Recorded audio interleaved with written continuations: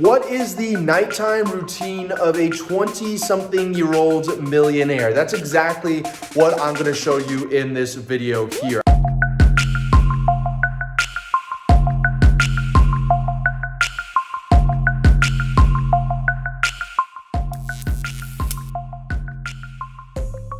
But before I dive into all of that, I want you to understand that in order to have the most optimal day, it starts at night. And that's why it's important. Most people, I see hundreds of videos on YouTube about the morning routine, the millionaire morning routine, this all. But the truth is that what I've noticed is that if I don't dial in and nail down my nighttime routine with my non-negotiables I'm gonna cover in this video here, then my morning is shot. And me, I wake up at 5 a.m. And if you're new to this channel, my name is Ravi Abuvala. I run Scaling with Systems. It's a multiple 8-figure company with dozens of employees and thousands of clients. So every day I need to be on my game, and that starts with the night before. So it is about 4:50 p.m. on a Thursday. Check out this beautiful view behind me. This is my condo in Miami.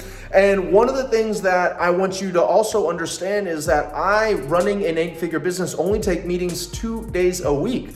So I spent the entire day on meetings with my team. I do meetings from about 11 a.m. to about 5 p.m. every single Monday and Thursday. And that allows me to leave Tuesday, Wednesday, Friday, Saturday, and Sunday to either have fun, maybe fly my plane, spend time with loved ones, or work on the business doing really, really big needle moving activities. And the only reason I'm able to do all of that is because I have the energy from having the right nighttime routine. So right now, like I said, it is about 5 p.m. I just took a few calls out here on my balcony right there, overlooking this beautiful water.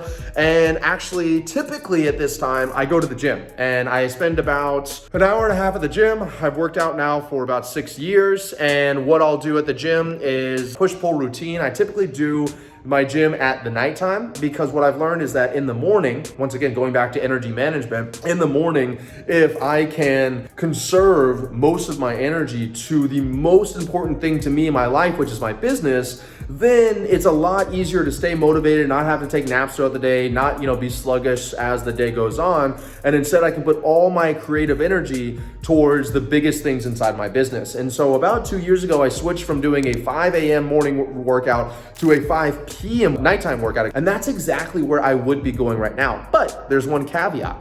About a year ago, what I started doing in order to help relax my body even more and help, kind of de-stress, is that every week I do some kind of muscle relaxing activity. So twice a month, I do a massage, so full-blown massage, deep tissue massage, and they come to my place and they do it right here. And then another 2 times a month, I actually have a professional stretcher come to my condo in Miami and stretch me out for about an hour and an hour and a half. And that keeps me just so loosey-goosey and dialed in. And then by the time I get into bed, I sleep like a baby. So they're about to be here. I don't know if she'll let me film her whenever she gets here, so I'll ask her. So you may or may not see her for a moment. And then I'm gonna dive into how I eat, what I eat, my nighttime routine, like eating schedule looks like, why I eat early before bed, and then I'll walk through the rest of the gizmos and gadgets I have in order to optimize this entire routine. See you guys there.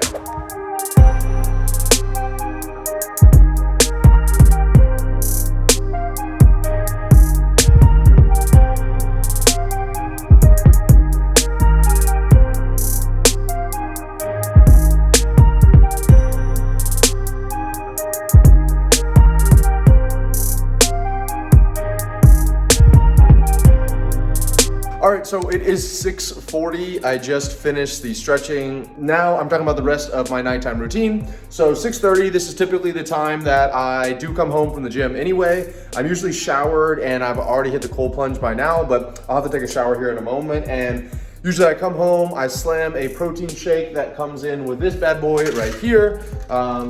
It's Orgain protein, which I love, absolutely vegan protein. Then after about 20 minutes after that, I will heat up a pan and I will cook my little meal preps that I have a private chef make for me. And those are awesome. I try to eat before, I try to be eating at like 6:30 or 6:45, so I'll be about 5 minutes late here.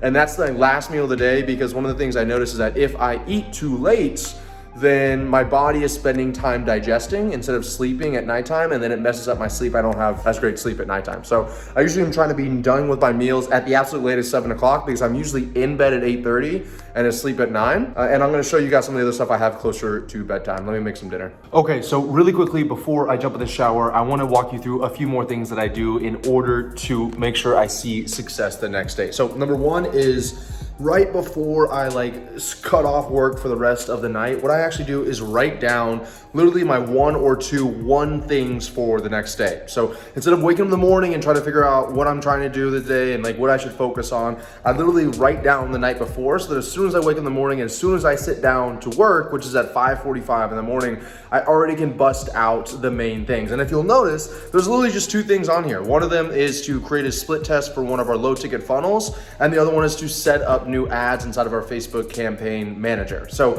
literally 2 things that I'm gonna focus all of my energy on tomorrow, and those are the biggest things that are gonna move the needle forward for our company. Now, a few things as well, since it's about 7 o'clock right now, these lights automatically, because I have an Amazon, start turning off. Now I turned this top light on just so you guys could see me a little bit better, but all these lights start turning off, and the ones in my bedroom turn red. The other thing that I do is I actually crank this bad boy down right here. Let me zoom in here. 68 degrees. I know, I'm a savage, but what I do there is actually, it's been proven that cold air actually starts producing melatonin and starts signaling your body that it's time to go to sleep. So I turn this thing down to 68 so that whenever I'm ready to go to bed, which is about in 1 hour, my body, it's 68 degrees inside of here. My body's been adjusted to it and it's starting to be ready to go to sleep.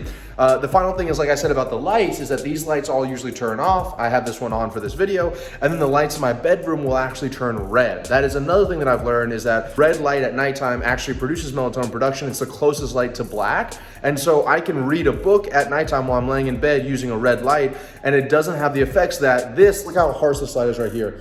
That light, that overhead light, is so terrible at nighttime, because what it does is it's signaling to your body that it is still daytime and it's sunlight outside. Your body has no idea the difference between sunlight outside and this little light right here. So it thinks, oh, I gotta start producing cortisol. It's time to get up right now. And instead what you need to do is start winding down. So I'm gonna hop in the shower real quick. I'm going to then probably sit down and read for a little bit. I'll shoot another video, and then we're gonna hop in bed. I'm gonna show you how I have my bed set up. Okay, so it is 8 o'clock, and as you can tell, we are in bed. We are grandma and grandpa over here, but I absolutely love sleep. I prioritize sleep, and it's how I can make sure that I can get up at 5 a.m. every single morning and I have the energy.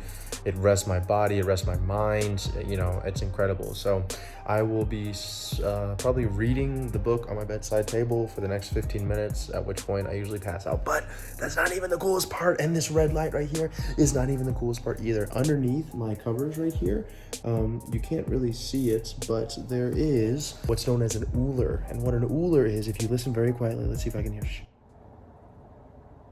I don't know if you'll be able to hear that, but what an Uller is something that I bought where it connects underneath the bed, underneath the sheets, and it literally chills the entire bottom of your bed. So you remember you saw me bring the AC down to 78 or 68 degrees outside about an hour before I go to bed.